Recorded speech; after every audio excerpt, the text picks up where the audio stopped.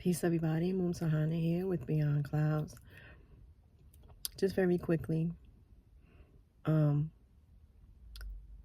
got a random call today that I did not answer because nothing to say. And also, I prefer concrete documentation. So, I didn't answer the call in order, to have documentation proof. But I want to make it clear that today is May 9th, 2025. My son was, he went missing July 3rd, 2022. He was found July 6th, 2022. Nobody called to tell me that my son was found dead. The tribal chief didn't call. The women at the tribal office did not call. I was my son's emergency contact, always, and with everything. The school, his job, his bank, everything. No one called me to tell me that my son was dead. None of the tribal council, nobody called me. His clan chief did not call me. Nobody called to tell me anything. Hours later, his son's mother, who we had an estranged relationship from her part, texted, she didn't call me either, texted my daughter asking a question, had we seen him, because she hadn't heard from him since Sunday morning when they had been conversating through text back and forth the entire morning. He's supposed to be coming to get his son, something that he was excited about for weeks and was only in town to do that. He never showed up. She never reached out to find out if anything happened to him or anything all those days. And, she texted my daughter. I called her, which is how we found out that my son was dead. The next day, the tribal chief called me. I did not answer because, again, what you want to talk about? You didn't call me when you were supposed to call me, not to offer condolences, not to see if there's anything you could do, not to anything. And that's because of reasons that I've gotten into other videos, so I won't waste time here. The day after that is when, unbeknownst to me, I didn't know until weeks later, that he had actually sent a fraudulent letter to the medical examiner, citing various reasons why Two Clouds was probably dead. Meanwhile, the information I was getting is that he was spreading the rumor.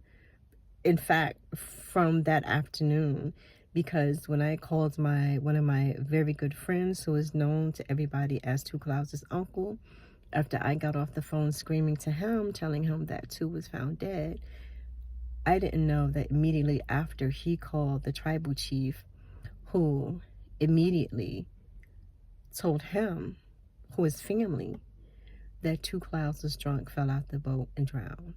Well, that just wasn't true, which we know from lab reports. However, where did that even come from? Like, there was no assessment done or anything at that point. So where did this information come from? And it's something that he continued for months and months on end. For all I know, he could still be telling people this. And so that was the day after Two was found. The following day, because we're Muslim and we don't embalm or any of that sort of thing, so he had already been out dead for 4 days. So then 2 additional days. So 2 days after he was found, we buried him. The chief didn't come to the funeral. He didn't come to either ceremony after the funeral. He didn't call or anything. And so I was pretty pissed off. And so that Monday, which was 5 days after Two Clouds was found, I called him. And that's the last that I've spoken with him. He has not called me. Again, it's nearly 3 years. He has not called me to say, hey, what's going on with the case? Anything happening? He has not called to see if we need anything. He has not done anything to even imply to me that he would like to help get an investigation. Nothing. He has not called saying, stop saying this stuff about me, I'm going to get you arrested. It's been none of that sort of thing. But I have been extremely vocal in more than 2 years in making videos and things like that. And I don't just give opinions, I give facts. If you go to the blog, beyond-clouds.org/blog, there's all sorts of information that I have on there. Photos of different text messages and things like that.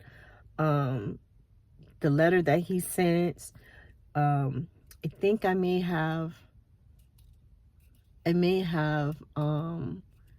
think I have the operations report on there and different things. I'm just constantly coming with actual proof.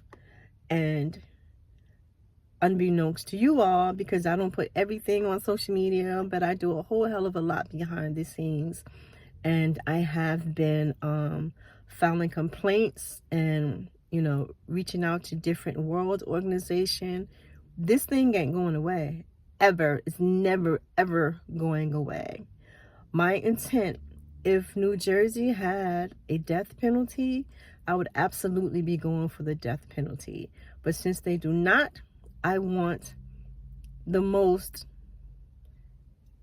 to die in prison is what I want.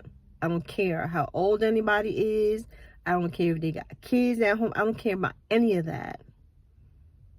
Eye for an eye. If you don't want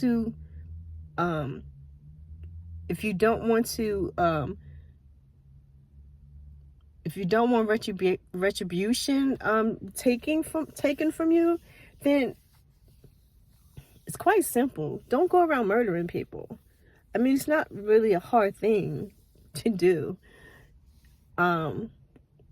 But as it were, they hated my son. They smiled in his face. They called him brother. They called him cousin. They called him nephew. They pretended that they had love for him, and they did not. A year before my son was murdered, his van was torched.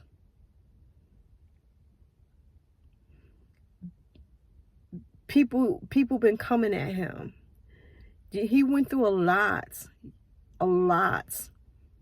in trying to help the Ramapo people. Not trying to help the Ramapo people, and successfully helping the Ramapo people. And some of them plotted with other indigenous people from other nations, plotted against him, murdered him, and then had the audacity to try to cover it up with their cop friends and their friends that have positions in the county. And they believed that they would be able to murder him, relocate his body to water. I mean, in order to die from drowning, you gotta have liquid in your lungs, if nothing else. As well as other symptoms and signs of a drowning. None of that was so. They flipped over his 16-foot boat that was made for white water rafting. Why would it flip over on still water? Shallow water.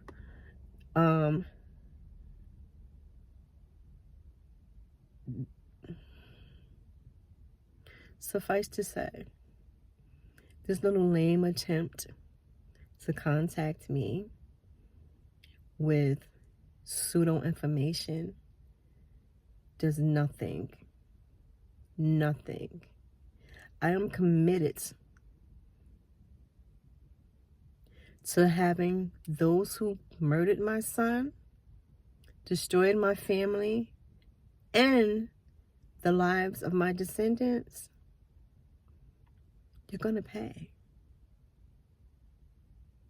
And that's all I got to say about it.